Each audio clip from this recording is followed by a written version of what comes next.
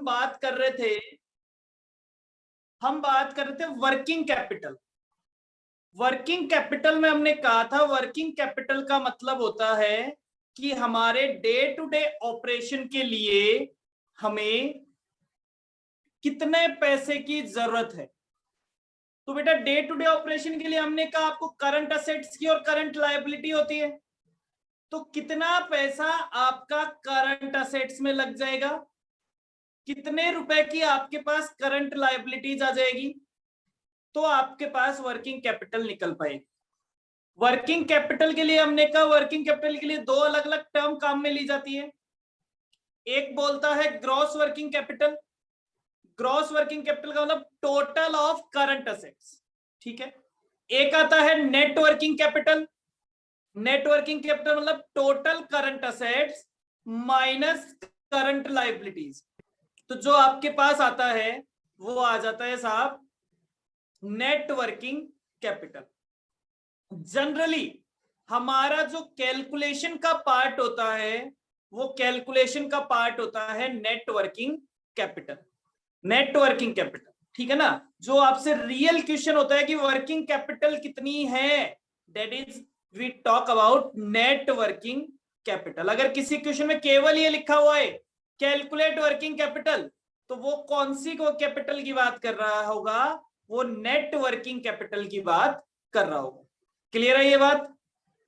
चलिए अब एक बात आती है बेटा, एक तो मैं कहता हूं कि सर ये एक सबसे इजी क्वेश्चन होता है। इजी क्वेश्चन क्या कि मैंने आपको सारी एक बैलेंस शीट दे दी, एक बैलेंस शीट ऑलरेडी आपको बना के दे दी और मैंने कहा वर्किंग कैपिटल बताओ, तो क्या आप आराम से आज भी बता सकते हैं? क्योंकि आपको पता है करंट, अब इसमें इस क्वेश्चन में आपको क्या पता होना चाहिए, इस क्वेश्चन में आपको पता होना चाहिए कि करंट असेट्स में क्या क्या आता है, करंट लायबिलिटी में क्या क्या आता है, करंट असेट्स का टोटल लगाओ, करंट लायबिलिटी को माइनस कर दो, वर्किंग कैपिटल आ जाएगी। क्लियर? ये क्वेश्चन एग्जाम में नहीं आता। ये मैंने कहा वर्किंग कैपिटल अगर आपको बैलेंस शीट दे दी जाए तो ये कोई भी बता सकता है, जिसको ये पता है कि करंट असेट्स में क्या क्या इंक्लूड होता है और करंट लायबिलिटी में क्या क्या इंक्लूड होता है। ये बात हमने लास्ट क्लास तक देख ली थी कि करंट असेट्स में क्या क्या इंक्लूड होता है, करंट लायबिलिटी में क्या क्या इंक्लूड होता है। क्लियर?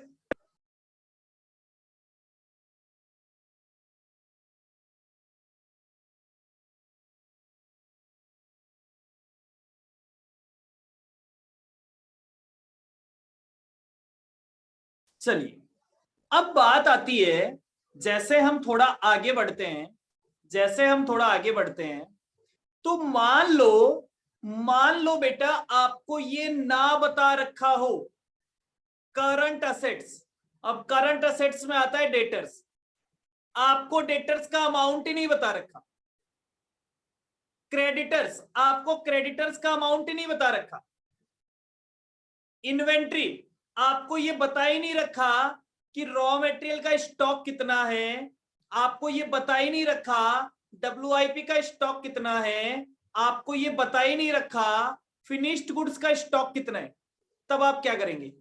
क्या आप करंट असेट कैलकुलेट कर सकते हैं? इस केस में अगर आपको करंट असेट कैलकुलेट करनी है तो आपको क्या पता होना चाहिए? आपको क्या पता होना चाहिए? मैंने कहा मान लो आपको डेटर्स का अमाउंट कैलकुलेट करना है, डेटर्स का अमाउंट कैलकुलेट करना है, तो क्या आप मुझे बता सकते हैं डेटर्स का अमाउंट कितना होगा? क्या चाहिए आपको? चलो मैं कह देता हूं, मेरी क्रेडिट सेल, मैंने आपको क्रेडिट सेल का अमाउंट बता दिया। मैंने आपको कौन सा अमाउंट बता दिया? मैंने आपको क्रेडिट सेल का अमाउंट बता दिया।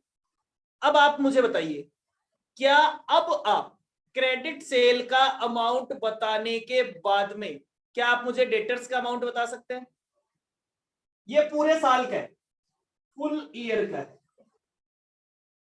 ये पूरे साल का है। तो चलो कनिका मैं कहता हूं पूरे साल में क्रेडिट सेल है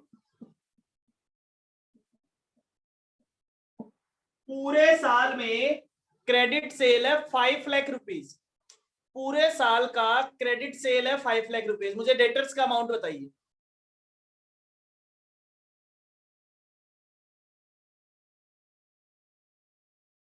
डेटर्स का अमाउंट बताइए।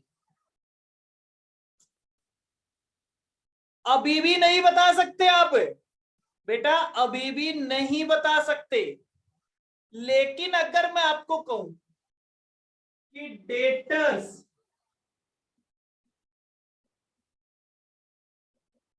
क्रेडिट पीरियड, डेटर्स का जो क्रेडिट पीरियड है वो 2 मंथ्स का है, डेटर्स का क्रेडिट पीरियड 2 मंथ्स का है, तब आप बता सकते हो क्या?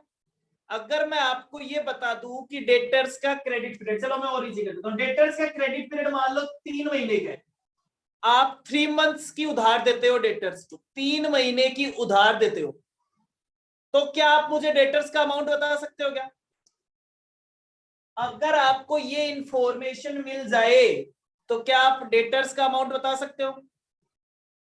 बिल्कुल बता सकते हैं बेटा। 5 लाख रुपीज की क्रेडिट सेल होती है पूरे साल में, 5 लाख रुपीज की क्रेडिट सेल होती है पूरे साल में, तो फिर 3 मंथ्स में कितनी होगी? अगर 5 लाख की क्रेडिट सेल होती है पूरे साल में तो 3 मंथ्स में कितनी होगी?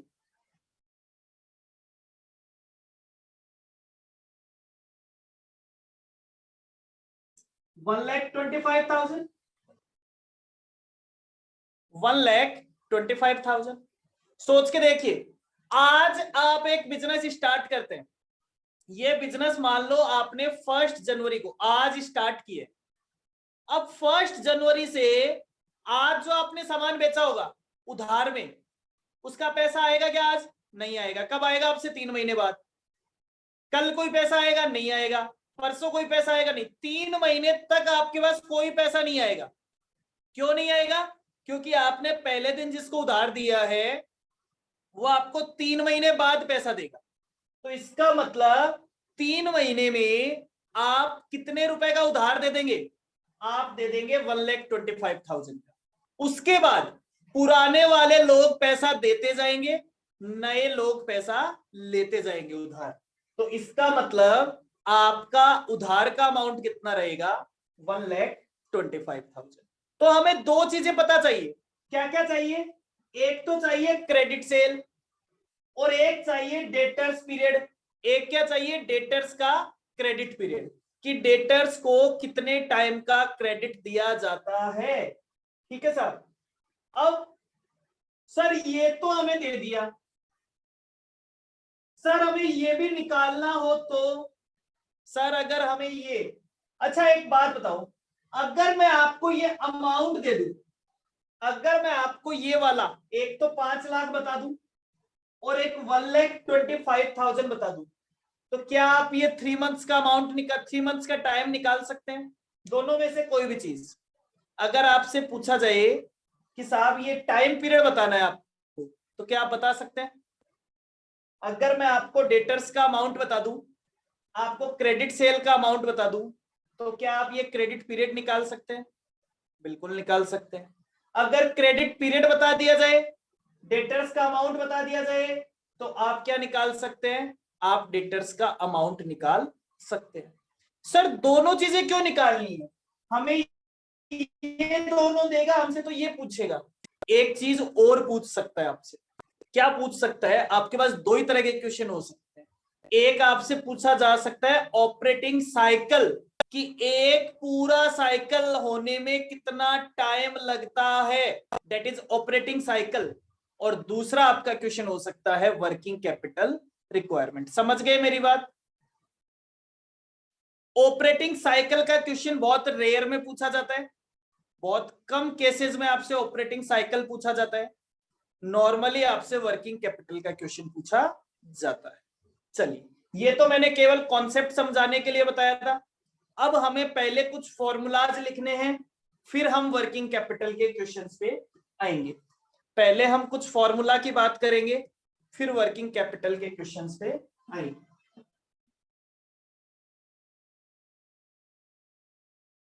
नोट करना पड़ेगा आपको।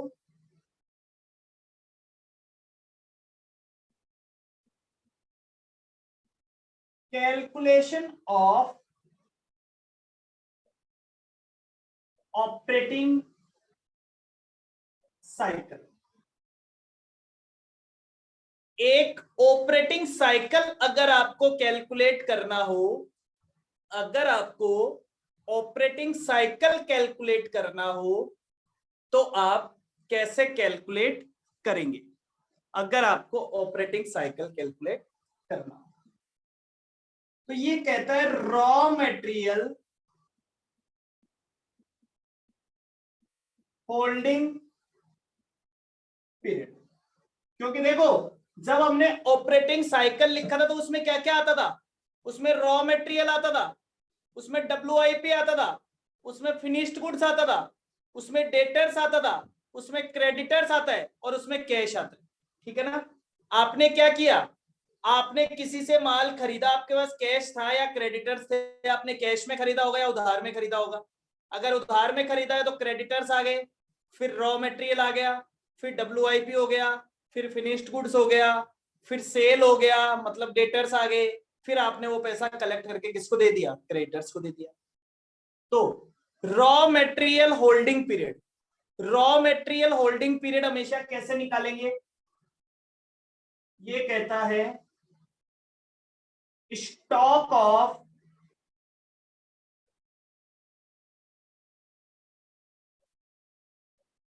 Raw material, stock of raw material divided by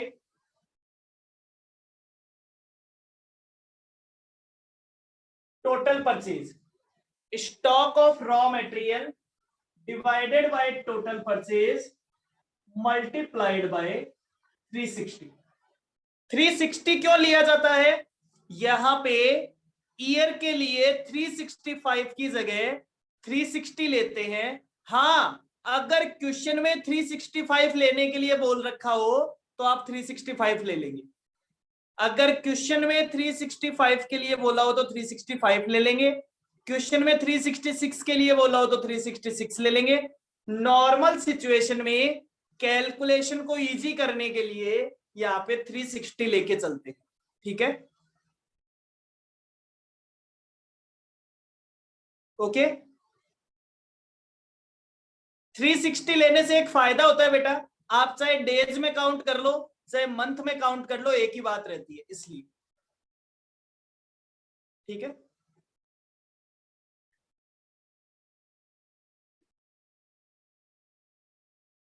clear? Raw material holding period, सबसे पहला formula raw material holding period.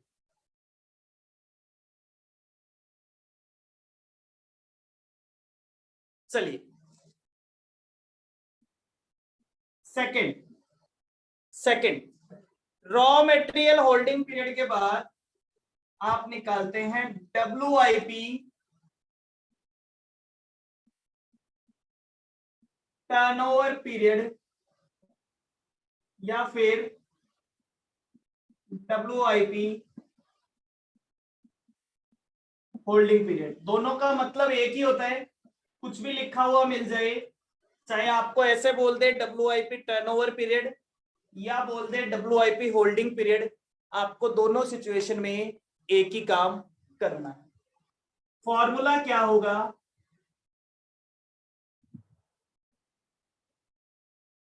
Stock of WIP, stock of WIP divided by COGS। COGS का मतलब आपको सभी को पता है, COGS का मतलब होता है cost of goods sold. COGS का मतलब आप सभी को पता है, COGS का मतलब होता है cost of goods sold multiplied by 360, multiplied by 360। Third,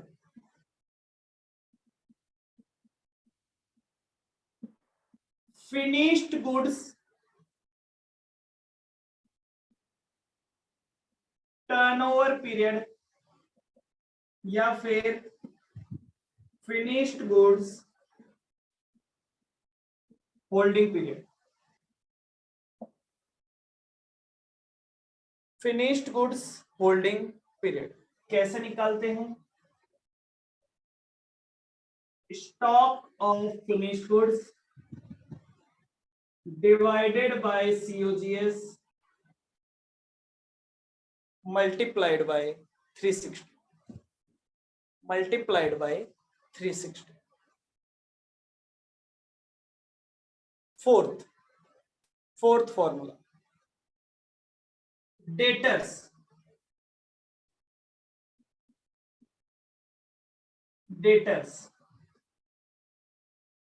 कैसे निकालेंगे? तो बोलिए debtors amount divided by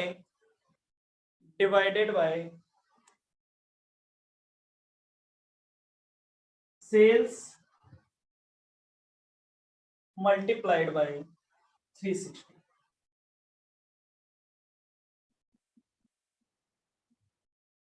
sales is credit से। कौन सी सेल ले रहे हैं हम? क्रेडिट से। क्वेश्चन साइलेंट है तो सारी सेल को क्रेडिट मान लेंगे। लिख लीजिए, if question silent then total sales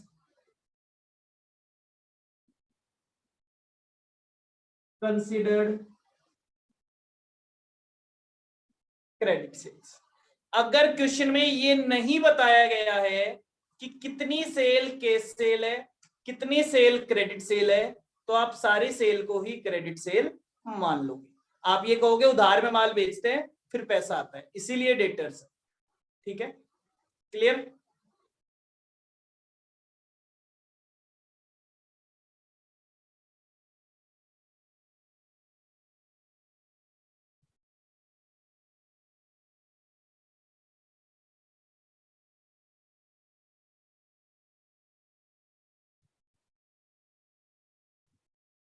हाँ जी, यहां तक क्लियर है?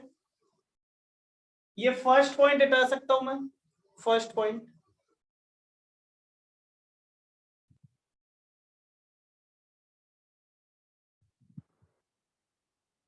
Point number 5, point number 5,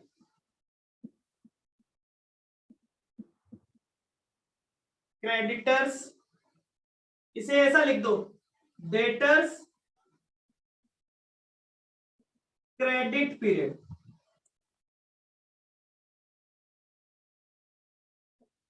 debtors credit period, creditors credit period, creditors credit period. अब क्रेडिटर्स का पीरियड कितना होगा? तो हम कहेंगे creditors amount divided bye, creditors amount divided by purchase multiplied by 360।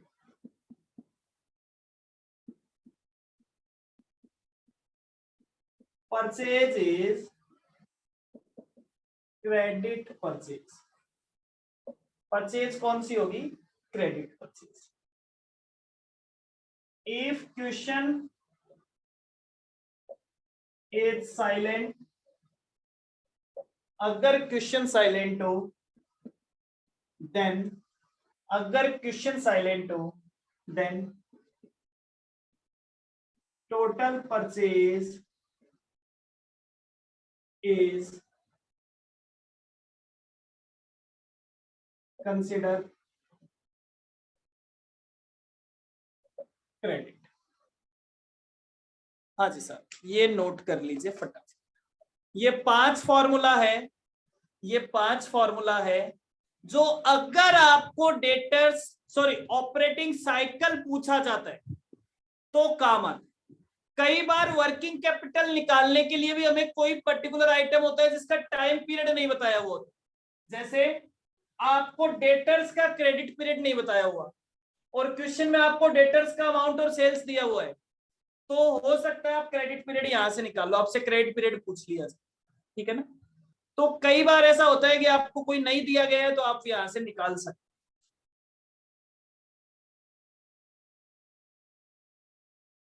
बहुत कम क्वेश्चन आते हैं ऑपरेटिंग साइकिल पे, लेकिन फिर भी हमें ऑपरेटिंग साइकिल पता होना चाहिए। ये आगे चल के आपके एक और चैप्टर में काम आएगा जिसे हम कहते हैं रेशियोज। ये फॉर्मूलाज, ये जो टाइम पीरियड निकालना है, ये आपके रेशियो के चैप्टर में भी आगे चल के काम में आता है, ठीक है।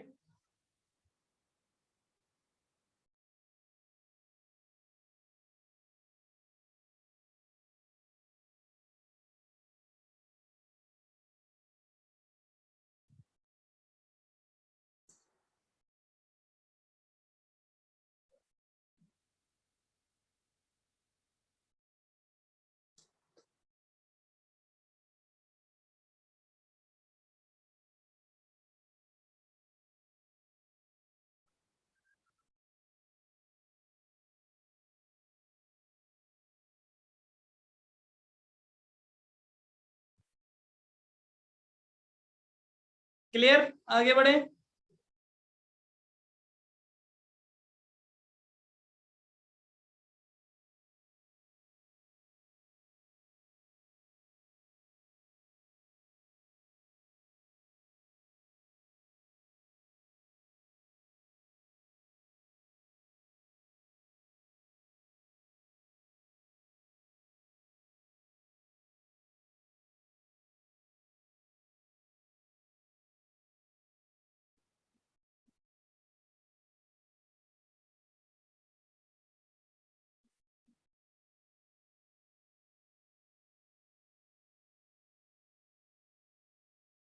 अब आते हैं हम हमारे सबसे इंपॉर्टेंट टॉपिक पे, जो है working capital requirement, calculation of net working capital requirement, calculation of net working capital requirement. कितनी वर्किंग कैपिटल की हमें नेट रिक्वायरमेंट होगी, तो हेडिंग लगाएं, calculation of net working capital, calculation of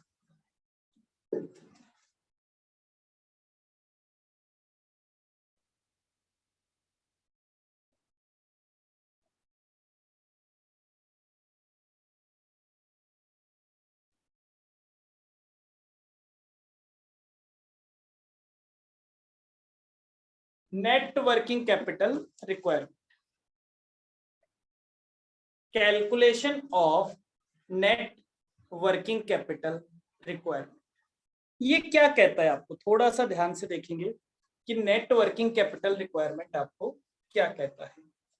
सबसे पहला रॉ मेटेरियल।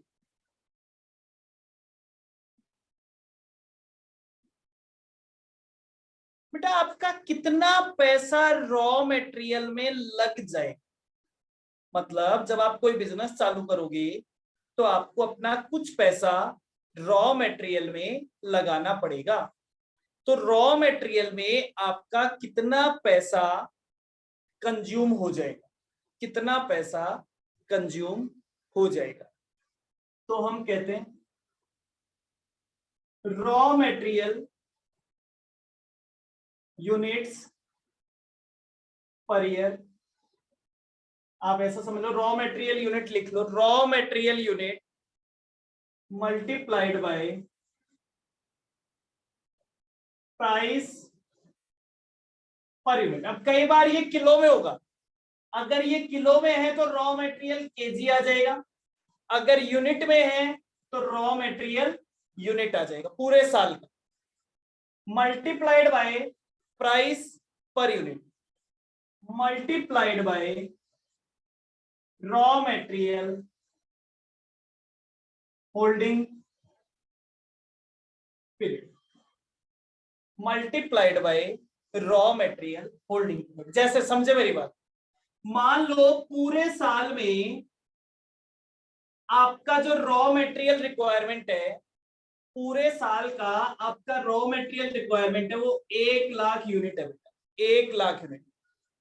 और एक यूनिट जो है वो 10 रुपए का, एक यूनिट कितने रुपए का आता है?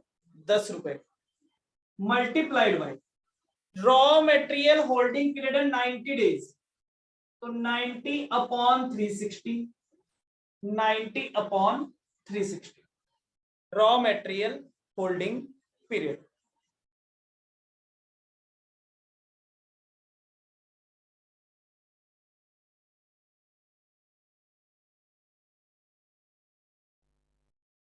इसके नीचे आप लिख ले रॉ मेटेरियल होल्डिंग पीरियड के नीचे 360, 52 और 12। सर आपने ये क्यों लिखा है? बेटा अगर आपको होल्डिंग पीरियड डेज में दिया हुआ है तो आप डिवाइड करेंगे 360 से। अगर आपको होल्डिंग पीरियड वीक में दिया हुआ है तो आप डिवाइड करेंगे 52 से। अगर आपको होल्डिंग पीरियड मंथ में दिया हुआ है तो आप डिवाइड करेंगे 12 से। ठीक है, क्लियर? तो कितना आ गया, कितना आ गया कलेक्शन डेटर्स का अमाउंट, सॉरी रॉ मटेरियल का अमाउंट कितना आ गया आपके? 2,50,000 रुपीज किस में लग जाएंगे? रॉ मटेरियल में लग जाएंगे। मतलब रॉ मटेरियल का स्टॉक मेंटेन करने के लिए आपको 2,50,000 रुपए की जरूरत पड़ेगी। क्लियर, समझ गए?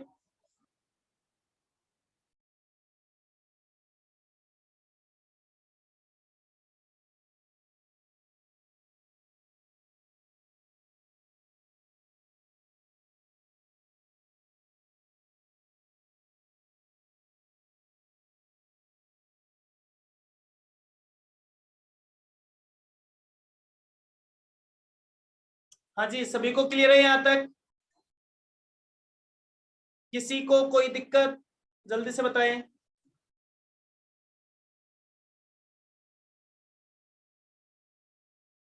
चलिए, तो रॉ मटेरियल के बाद, रॉ मटेरियल के बाद सेकंड आता है work in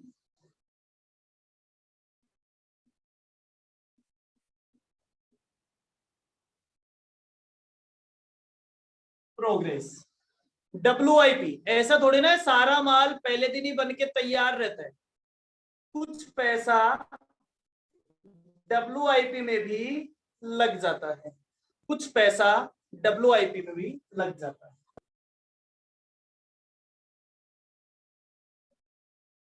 WIP units, WIP units multiply by WIP में कितनी यूनिट पड़ी, WIP में कितनी यूनिट रहती है। ठीक है, तो हमने कहा कि WIP में कितनी यूनिट है, WIP units multiplied by multiplied by, sorry आप इसे WIP यूनिट्स मत लिखिए, आप इसे लिखें, सॉरी ऐसे भी लिख देते हैं, ठीक है। WIP यूनिट्स समझ लेंगे हम, WIP units multiplied by price, cost price, cost price पर WIP यूनिट। मतलब सर आपने कॉस्ट प्राइस क्यों लिखा है? सर आपने कॉस्ट प्राइस क्यों लिखा है? बेटा कॉस्ट प्राइस इसलिए लिखा है क्योंकि हमें पता, जनरली हर क्वेश्चन में ऐसा सेम नहीं होता है कि जो परचेज प्राइस है रॉ मटेरियल का वही WIP है, नहीं। WIP में रॉ मटेरियल भी आता है, WIP में लेबर भी आता है, WIP में ओवरहेड भी आता है। अब हमें ये देखना पड़ेगा कि उसमें कितना मटेरियल लग चुका है, कितना लेबर लग चुका है, कितना ओवरहेड लग चुका है। सर ये कहां मिलेगा? बेटा वो आपको क्वेश्चन में बता रखा होगा कि एक यूनिट जो WIP की है उसमें कितने रुपए का मटेरियल लगा हुआ है, कितने रुपए का लेबर लगा हुआ है, कितने रुपए का ओवरहेड लगा हुआ है। आप उन तीनों को ऐड कर लेंगे तो आपको WIP की पर यूनिट की कॉस्ट पता चल जाएगी, multiplied by WIP holding period, divide उसी से कर देंगे। अगर डेज में दिया हुआ है तो 360 से, वीक में दिया हुआ है तो 52 से, और मंथ में दिया हुआ है तो 12 से। ये देखिए, इसके बाद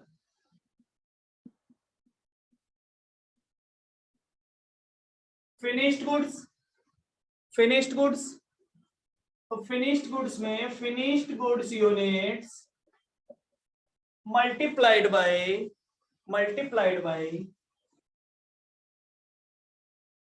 COGS पर यूनिट। COGS, अब कॉस्ट में कहा, यहां पे कौन सी कॉस्ट लेंगे, cost of good sold per unit, multiplied bye finished goods holding period divided by 360, 52 और 12, तीनों में से जो भी अप्लाई हो। तो डेज है तो 360 से डिवाइड करेंगे, वीक है तो 52 से डिवाइड करेंगे, मंथ है तो 12 से डिवाइड करेंगे। इसके बाद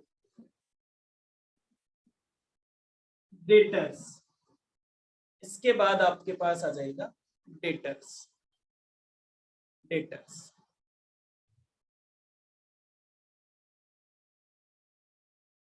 कैसे निकालोगे, credit sales multiplied bye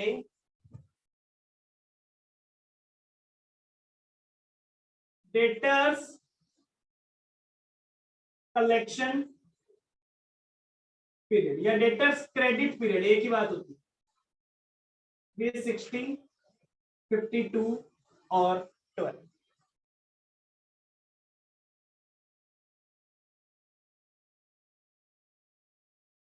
hello,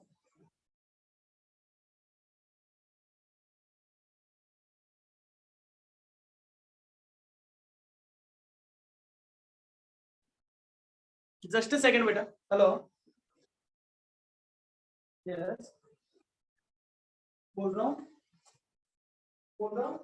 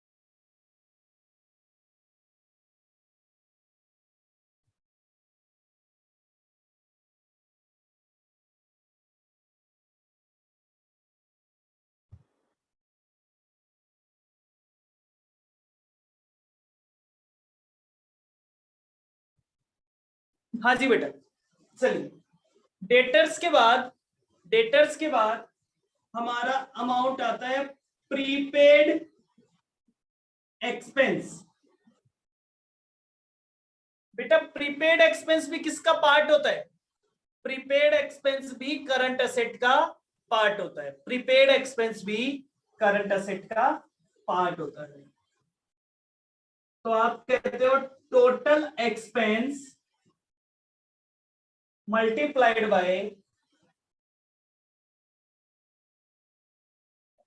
prepaid period. Prepaid period,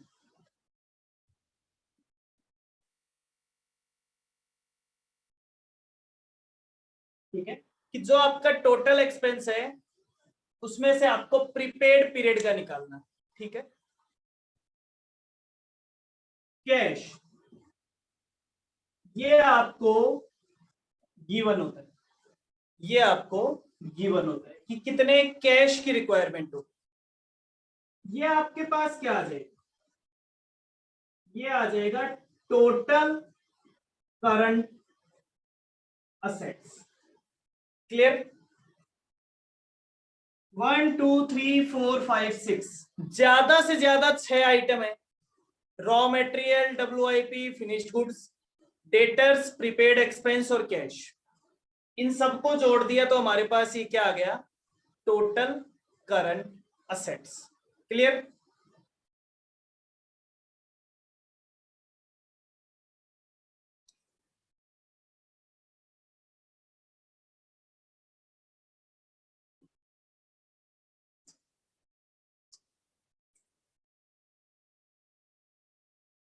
किसी को कोई भी दिक्कत है इन 6 आइटम्स में?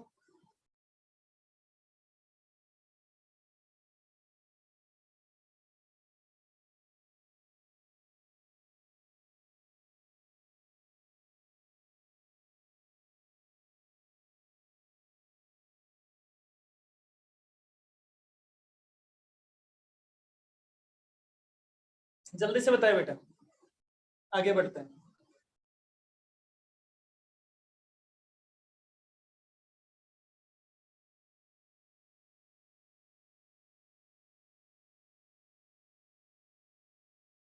कनिका नो, चलिए ओके। नेक्स्ट, इसी के आगे का पार्ट है, इसी के आगे का पार्ट है, उसमें से लेस कर देंगे। हम निकालते हैं करंट लायबिलिटी। तो करंट लायबिलिटी में मैंने सबसे पहले निकाला क्रेडिटर्स। करंट लायबिलिटी में हमने निकाला क्रेडिटर्स। क्रेडिटर्स कैसे निकालेंगे? रॉ मटेरियल यूनिट, क्योंकि क्रेडिटर्स किसके लिए होंगे? जो हमने रॉ मटेरियल खरीदा हो।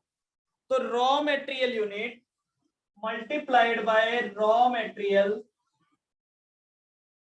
Purchase price multiplied by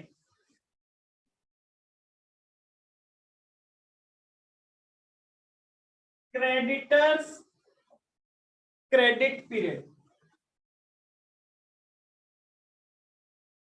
divided by 360, 52 और 12।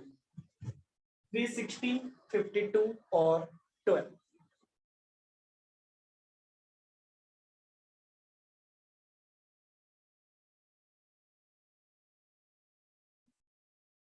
Outstanding expenses, outstanding expenses, outstanding expenses. तो हमने कहा total expense multiplied by outstanding expense. ये हमारे पास क्या आ जाएगा? ये हमारे पास आ जाएगा total current liability. Total current liability. फिर हम निकाल देंगे नेट वर्किंग कैपिटल। आप ऐसा भी कर सकते हो, जो आपने एसेट लिखी इन दोनों आइटम को माइनस में लिख दो तो आपके पास सीधा ही नेट वर्किंग कैपिटल आ जाएगा। या आप नेट वर्किंग कैपिटल लिख सकते हो, total current assets minus total current liability, ये लीजिए सर, ये आपका आ जाएगा net working capital.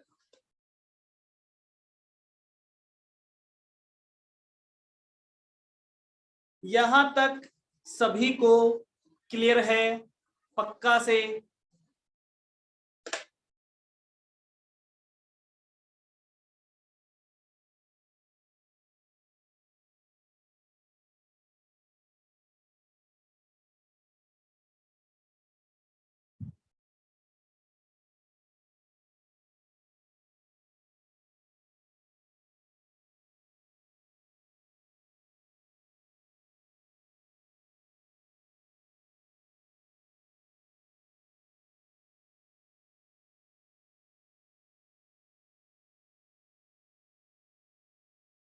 Yes sir. तो बेटा आपका मॉड्यूल निकालेंगे, मॉड्यूल निकालेंगे हम। मॉड्यूल में से एक क्वेश्चन करते हैं।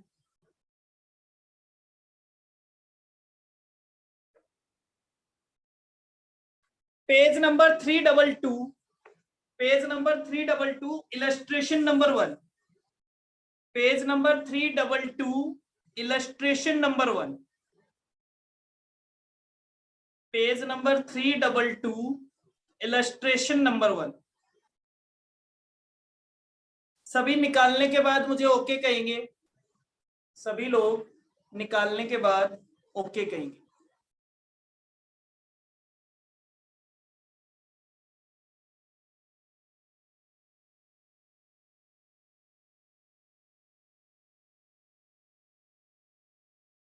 Anushka okay sir.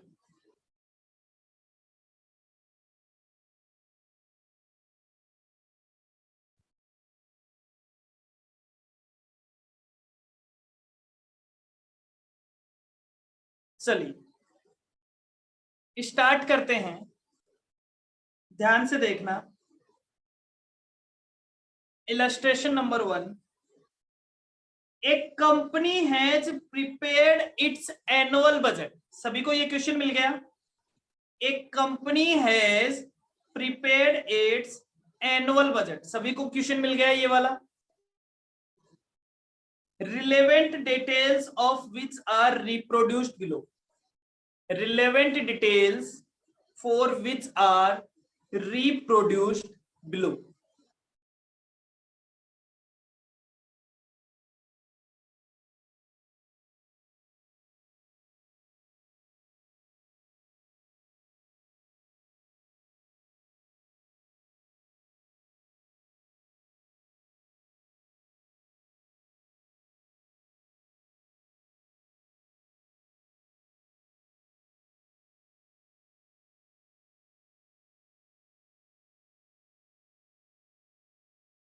चलिए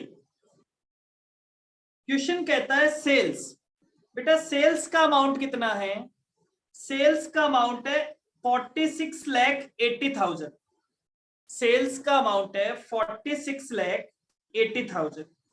इसमें आपको बाइफर्केशन बता रखा है, 25% केस सेल्स है और बैलेंस क्रेडिट सेल है। मतलब बैलेंस 75% कौन सी सेल है? क्रेडिट सेल है। बैलेंस 75% कौन सी सेल है? क्रेडिट सेल है। कितनी यूनिट्स? कितनी unit? 78,000 unit total. Raw material price, raw material का प्राइस क्या है? रॉ मटेरियल लगता है 60% ऑफ द सेल्स वैल्यू। मतलब अगर सेलिंग प्राइस जितने भी अमाउंट का है उसका 60% रॉ मटेरियल के लगता है। लेबर लगता है 6 rupees per unit. Variable overhead लगता है 1 lakh per unit, 1 rupees per unit. और फिक्स्ड ओवरहेड लगता है 5 लाख रुपीज। फिक्स्ड ओवरहेड कितना लगता है? 5 लाख रुपीज। इंक्लूडिंग 1,10,000। डेप्रिसिएशन इसमें इंक्लूडेड है, इंक्लूडेड अलग से नहीं है, इंक्लूडेड है। ठीक है साहब। अब आगे बोलता है budgeted stock level. Raw material का स्टॉक कितने दिन का रहता है? रॉ मटेरियल का स्टॉक रहता है 3 वीक का, 3 वीक। WIP का स्टॉक 1 वीक, WIP केवल 1 वीक। उसमें मटेरियल 100% लगा हुआ है, लेबर और ओवरहेड 50% लगे हुए हैं, लेबर और ओवरहेड 50% लगे हुए हैं। ठीक है सर। आगे ये बोलता है finished goods, finished goods 2 week के बराबर। Debtors are allowed, debtors are allowed credit sale, debtors are allowed credit sale कितनी? 4 वीक, 4 वीक के बराबर डेटर्स रहते हैं। Creditors allowed 4 week creditor, creditor से हमें 4 वीक की उधार मिलती है, डेटर्स को अपन 4 वीक का उधार में माल बेचते हैं। Wages, wages are paid by weekly, by weekly का मतलब क्या होता है? बाय वीकली का मतलब होता है एक छोड़ के एक वीक पेमेंट किया जाता है, मतलब डेटर्स का पेमेंट 2 वीक से किया जाता है, डेटर्स का पेमेंट 2 वीक से किया जाता है। जैसे मैं कहता हूं एक तो 15 को देता हूं, एक 30 को देता हूं, तो अगर मंथ में 2 बार देता हूं इसका मतलब डेटर्स का पेमेंट 2 वीक से किया जाता है। Clear?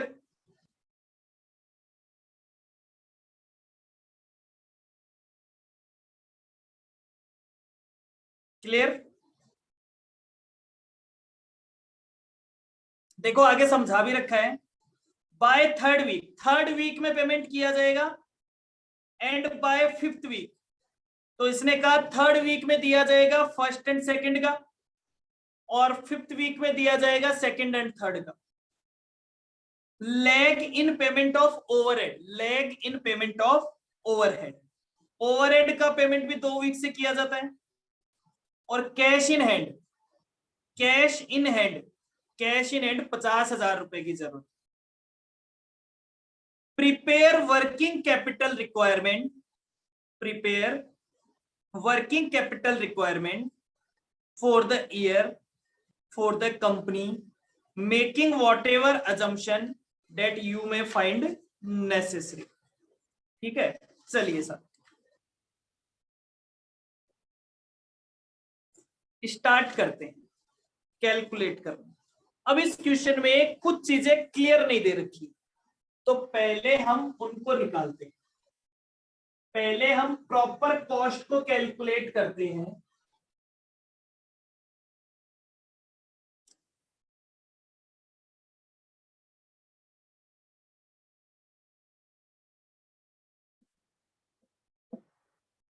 Calculation of cost and selling price per unit. एक यूनिट का कॉस्ट प्राइस और सेलिंग प्राइस क्या होगा? एक यूनिट का कॉस्ट प्राइस और सेलिंग प्राइस क्या होगा? ठीक है, चलिए सबसे पहले सेल्स, सेल्स 46,80,000 की सेल है,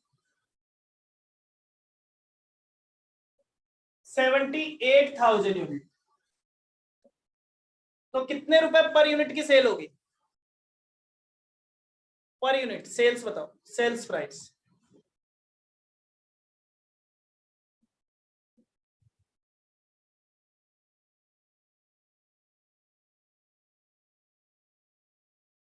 sales price per unit 60 rupees. ये लो sir, minus sales price per unit, minus इसमें से माइनस करना है। क्या माइनस करना है? Raw material,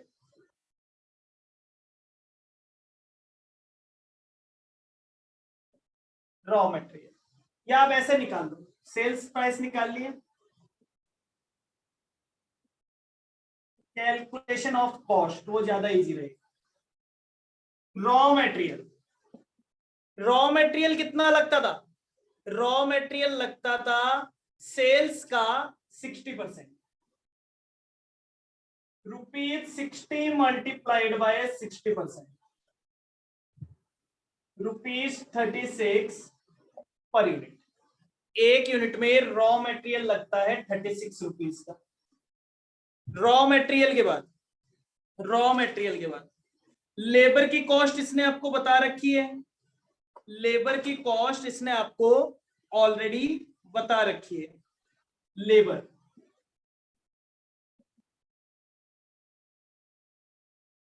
₹6 per unit. Overhead, variable overhead, variable overhead कितना लगता है बेटा?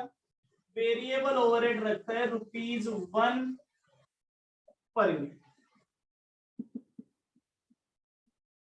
Fixed overhead, fixed overhead, fixed overhead था 5 लाख रुपए। फिक्स्ड ओवरहेड था बेटा 5 लाख रुपए। 5 लाख में से डेप्रीसिएशन कितने रुपए का था? डेप्रीसिएशन बेटा, डेप्रीसिएशन आपको किसी को पे करना पड़ता है क्या वर्किंग कैपिटल में? डेप्रीसिएशन तो आपने पहले ही फिक्स असेट खरीद लिए, तो क्या डेप्रीसिएशन वाला पैसा अब आपको देना पड़ेगा क्या? क्या डेप्रीसिएशन के लिए वर्किंग कैपिटल की जरूरत पड़ेगी क्या? क्या डेप्रीसिएशन के लिए वर्किंग कैपिटल की जरूरत पड़ेगी क्या? नहीं पड़ेगी। तो माइनस कर देते हैं 1,10,000 डिवाइडेड बाय, ये सारा पैसा कितनी यूनिट से आना है? ये सारा पैसा 78,000 यूनिट से आना। तो पर यूनिट का बता दीजिए, पर यूनिट के फिक्स्ड ओवरहेड कितने हो गए? पर यूनिट के fixed overhead 5 lakh minus 1,10,000 divided by 78,000,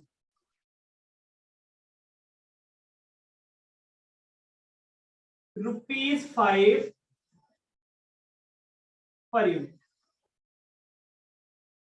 ये लीजिए, ये आ जाएगा कॉस्ट पर यूनिट, एक यूनिट का कॉस्ट प्राइस, एक यूनिट का cost price.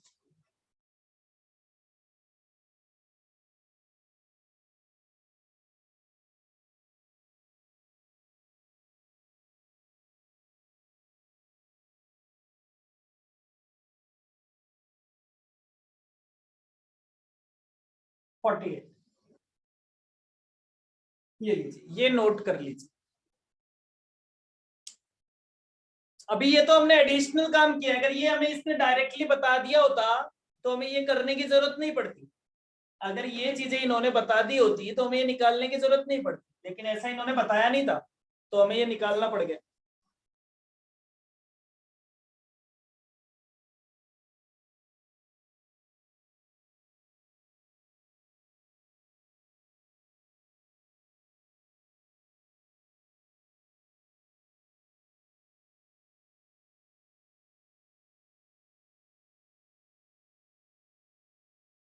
Done, working capital निकाले, कैलकुलेट करें वर्किंग कैपिटल।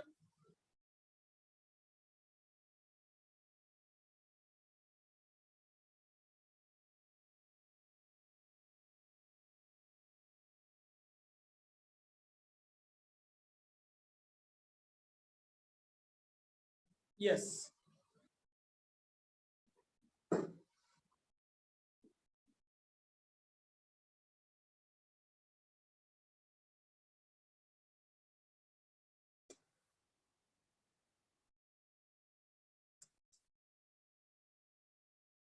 सबसे पहला काम, सबसे पहले हम कैलकुलेट करते हैं current assets.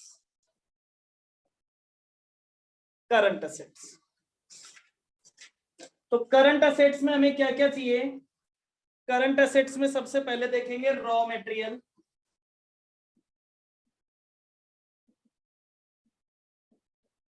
Raw material, raw material की कितनी यूनिट्स बता रखी है बेटा?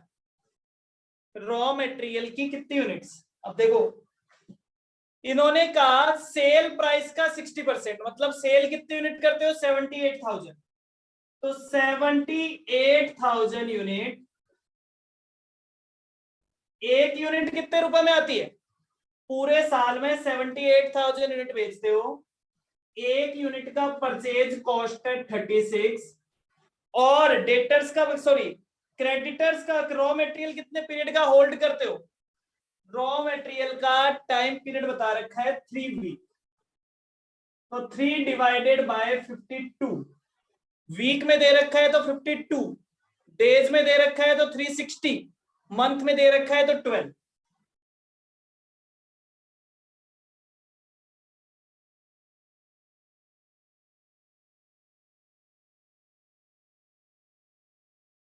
अमाउंट बताओ।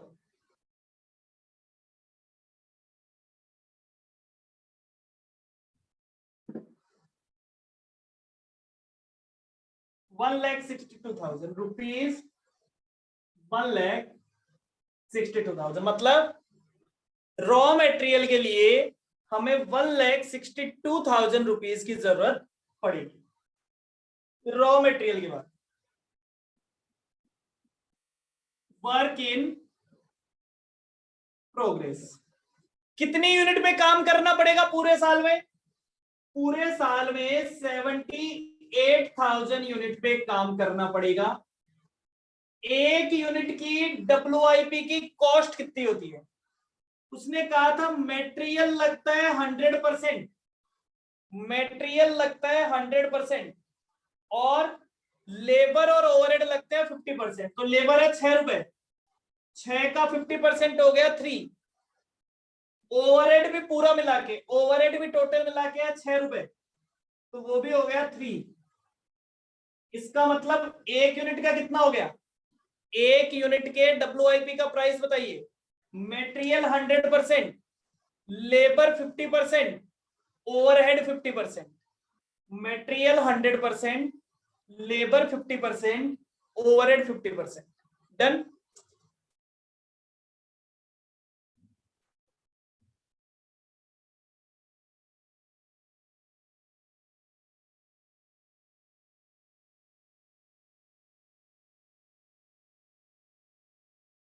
तो ₹42 मल्टीप्लाइड बाय टाइम पीरियड कितना है? टाइम पीरियड 1 वीक, बस केवल 1 वीक के लिए WIP में रहता है, फिर आगे निकल जाता है। बनाने में 1 वीक लगता है, तो कितने रुपए लगेंगे? कितने रुपए आपके हमेशा WIP में अटके रहेंगे? कितने रुपए हमेशा WIP में अटके रहेंगे? क्योंकि माल को बन के तैयार होने 1 वीक लगता है, तो 63,000, 63,000। WIP के बाद आता है finished goods, finished goods 78,000 unit तैयार होगी, एक यूनिट की कॉस्ट है 48, एक यूनिट जब बन के तैयार हो जाती है तो उसकी टोटल कॉस्ट आती है 48, और कितना टाइम पीरियड है? 2 महीने का, 2 महीने का। अमाउंट बताओ सर, 2 महीने का टाइम पीरियड है, अमाउंट बताओ। अमाउंट हो गया इसका 1,44,000, 1,44,000। तो 1,44,000 का माल आपके पास हमेशा पड़ा रहेगा, मतलब इतने रुपए आपको तैयार माल के लिए रखने पड़ेंगे। फिर डेटर्स, आप लोगों को उधार बेचते हो, उधार बेचते हो, तो पूरे साल में 78,000 यूनिट बेचते हैं, तो इसमें से उधार कितनी बिकती है बेटा? 75%। अगर पूरे साल में 78,000 यूनिट बेचते हैं, तो ये तो टोटल सेल है। 25% सेल तो कैश में ही हो जाती है, उधार में कितनी सेल होती है? 75%। तो 75% को मैं 75/100 लिख सकता हूं, 75%। ठीक है। एक यूनिट का सेलिंग प्राइस कितना है? सेलिंग प्राइस है 60 रुपीज, और क्रेडिट पीरियड कितना है? क्रेडिट पीरियड है 4 वीक का, क्रेडिट पीरियड है 4 वीक का। ये लो सर, देखो ध्यान से, रॉ मटेरियल में रॉ मटेरियल की कॉस्ट आई थी, डब्ल्यूआईपी में डब्ल्यूआईपी की कॉस्ट आई थी, फिनिश्ड गुड्स में टोटल कॉस्ट सीओजीएस आ गई, और डेटर्स में क्या आ गया? डेटर्स में आ गया सेलिंग प्राइस। चलिए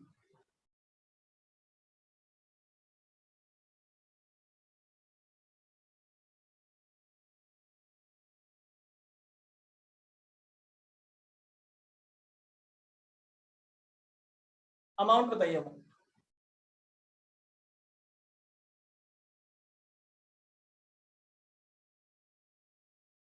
2,70,000 रुपीज, 2,70,000। क्या कोई प्रीपेड एक्सपेंस है क्वेश्चन में? कोई प्रीपेड एक्सपेंस क्वेश्चन में नहीं है, कोई प्रीपेड एक्सपेंस क्वेश्चन में नहीं है, कोई और अमाउंट नहीं है। कैश बता रखा है, कैश मैंने कहा था आपको गिवन होगा, तो कैश का अमाउंट बता रखा है 50,000 रुपए। ये आपकी हो गई साहब टोटल करंट असेट। टोटल लगा लो कितनी होगी, total current assets, total current assets.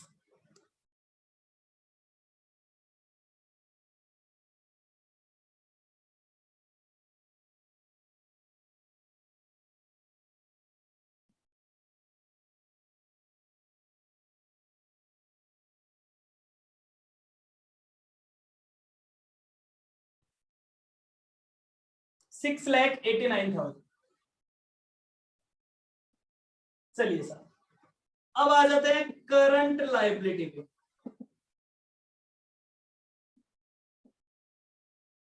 Current liability,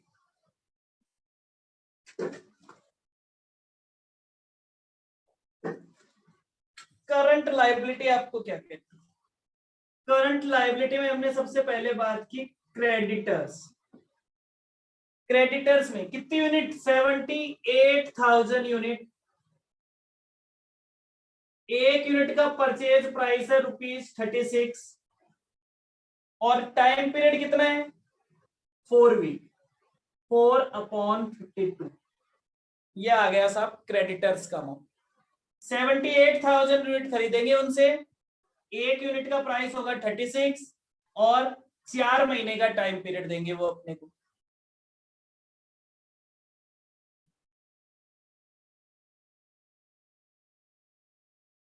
$2,16,000। Creditors के बाद देखो पेमेंट, इन्होंने कहा था वेजेज का पेमेंट। वेजेज का पेमेंट 2 वीक से किया जाता है, वेजेज का पेमेंट बाई वीकली, वेजेज का पेमेंट 2 वीक से किया जाता है। तो हम लिख देते हैं आउटस्टैंडिंग वेजेस। बेटा टोटल वेजेस कितने बनते हैं? 78,000 यूनिट बनानी है, एक यूनिट में 6 रुपए का लेबर लगता है, और ये जो 6 रुपए का लेबर है, ये 6 रुपए के लेबर में 2 वीक का टाइम, तो 2/52, 2/52। ये आ गया मेरा टोटल वेजेस, ये हो गया टोटल वेजेस। टोटल वेजेस का 2/52, टोटल वेजेस का 2/52।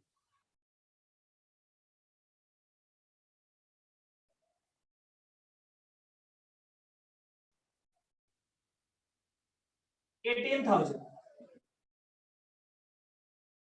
चलिए सर, वेजेस के बाद ओवरहेड्स। अब overhead 78,000 unit excluding depreciation. Depreciation के अलावा मुझे पता था मेरा ओवरहेड कितना लगता है, 6 रुपए, 1 रुपए वेरिएबल, 5 रुपए फिक्स, क्योंकि डेप्रीसिएशन तो किसी को देना ही नहीं पड़ता, देना नहीं पड़ता तो आपका आउटस्टैंडिंग भी नहीं है। तो मैंने कह दिया आउटस्टैंडिंग ओवरहेड। कितना टाइम है? ओवरहेड के लिए भी टाइम दिया है 2 वीक का, तो 2/52, 2/52। ये भी हो गया 18,000। ये मेरी हो गई total current liability. Total current liability 2,52,000। तो आपका फाइनल आंसर आ जाएगा net working capital 6,89,000 minus 2,52,000 4,37,000 4,37,000। Clear?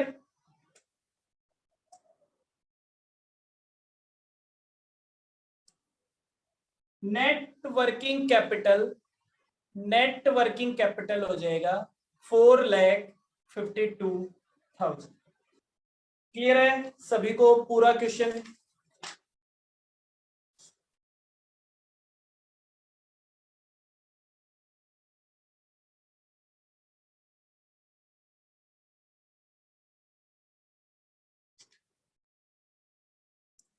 Holding period से मल्टीप्लाई क्यों करते हैं बेटा?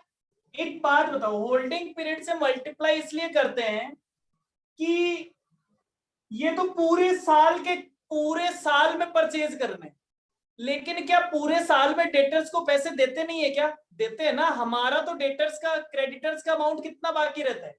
केवल इतने दिन का ही तो पैसा बाकी रहता है ना, बाकी सारा पैसा तो हम दे चुके होते हैं। जब भी आप देखोगे तो डेटर्स का पैसा इतने ही दिन का तो बाकी होगा हमेशा, जबकि ये तो पूरे साल का अमाउंट है। ऐसे समझो आप, वेजेज से समझो, ये पूरे साल के वेजेज है, लेकिन आपको केवल आउटस्टैंडिंग कितने रहेंगे? आउटस्टैंडिंग 2/12। तो आपकी करंट लायबिलिटी तो जितना आउटस्टैंडिंग होता है उतनी रहती है ना। जो आपने पे कर दिया वो तो आपकी लायबिलिटी नहीं रहती। जितना अमाउंट हमारा लायबिलिटी में पड़ा होता है, जितना हमें पे करना बाकी होता है, वही तो हमारी लायबिलिटी होती है। जितना रॉ मटेरियल हमारे स्टॉक में होगा उतना ही तो हमारा असेट्स होगा।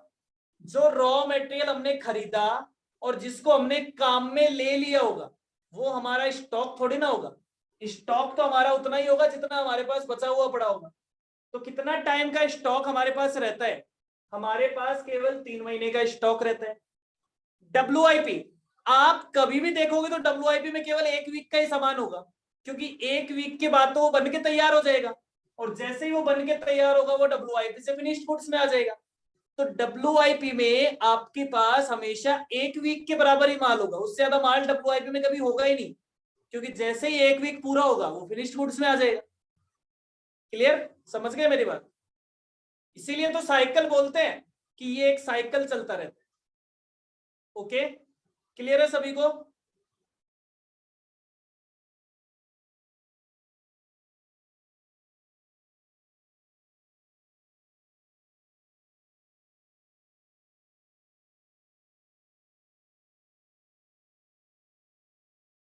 अब आप क्या करेंगे?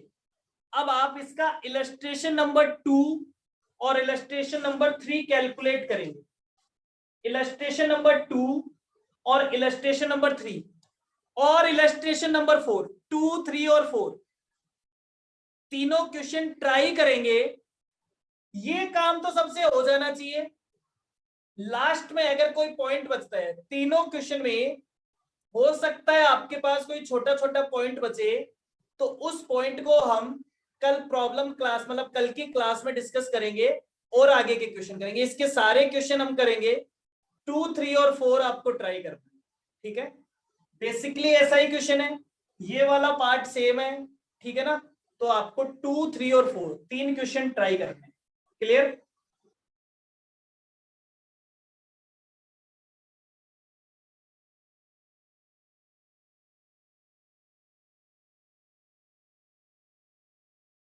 और ऐसा नहीं है कि अब से आप छोड़ देंगे, अभी उनको ट्राई कर लेंगे। आपके पास जो अभी हाफ एन आवर बचा हुआ है, आप अभी उसको 1-2 क्वेश्चन को तो अभी हाफ एन आवर में ही कंप्लीट कर देंगे, उसको खत्म करेंगे। ठीक है? क्लियर? ऐसा नहीं है कि सर कल क्लास से पहले हम देखेंगे कि क्वेश्चन करने हैं। आप अभी उनको खत्म करके पूरा करो। अभी अभी आपने पढ़ा है, अभी आप उन क्वेश्चन को करो, तुरंत उन क्वेश्चन को कर दो तो आपसे बहुत इजीली वो क्वेश्चन हो जाएंगे, आपको टाइम भी कम लगेगा। Clear?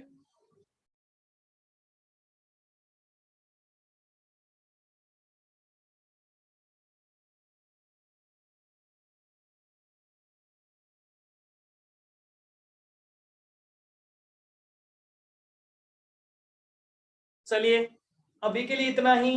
Bye bye, take care, thank you so much, कल मिलते हैं, बाय बाय।